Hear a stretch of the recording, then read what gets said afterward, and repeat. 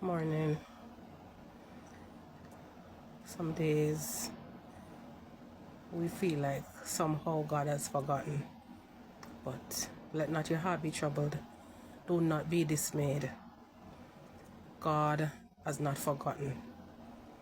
He's just taking his time to process and do things in a timely manner when he knows you are ready for it.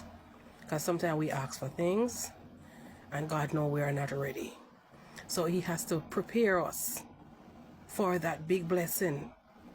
He has to set us in our mind frame that when that big blessing come, we know how to deal with it. Because sometimes, honestly, we do not know how to deal with some things. We overdo things. We treat people differently when sometimes we get some changes in our life. And God is just fully equipping us for that special moment. So let's just stay focused, have faith, trust him, and know that even when he's 4 days late, he's still on time. So guys, have a blessed day, y'all, and God loves you.